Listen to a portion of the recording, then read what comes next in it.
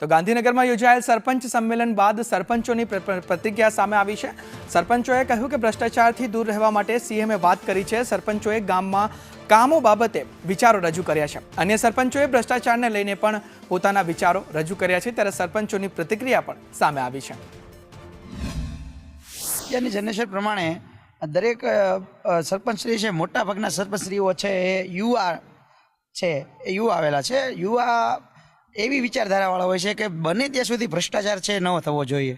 ખાસ કરીને શિક્ષિત યુવા અને શિક્ષિત સરપંચશ્રીઓ આવે તો એનાથી ગામનો વિકાસ થાય, લોકોમાં જાગૃતિ આવે, સ્વચ્છતા વિશે પણ જાણી શકે અને ગામના અને છેવાડાના માણસો જે કંઈ છે એનો વિકાસ માટે એના પૂરા પ્રયત્ન હોય છે। ભ્રષ્ટાચાર બાબતે તો મુખ્યમંત્રીએ બહુ સારી રજૂઆત કરી છે અને યુવાનોની પેનલ આખી અમે ચૂંટાઈને આવ્યા છીએ, તો અમે પણ ગામને વિકસિત કરવા માગીએ છીએ।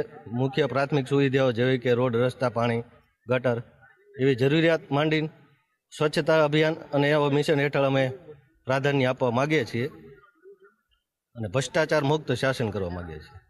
આવનારા સમયની અંદર મારા ગામની અંદર સર્વાંગી વિકાસ થાય, અનેક યોજનાઓમાં લાભ ગામડાના મારા ગરીબ માણસ સુધી દરેક યોજનાનો લાભ પહોંચે એવું હું કામ કરીશ, કરતો રહીશ અને દરેક યોજનાઓ અને મારા ગામને હું વિકસિત બનાવીશ, વિકાસ બનાવીશ અને જે યોજનાઓ છે, રોડ, રસ્તા, ગટર યોજનાઓ, લાઇટ હોય, કેમેરા વ્યવસ્થા હોય, સ્પીકર યોજના હોય, દરેક યોજનાઓને હું મારા ગામમાં લાવી અને મારા ગામને ગુજરાતના સૌથી સારા ગામ અને ગોકુળિયું ગામ બને એવી હું પ્રયત્નો કરીશ ને કરતો રહીશ સદાય।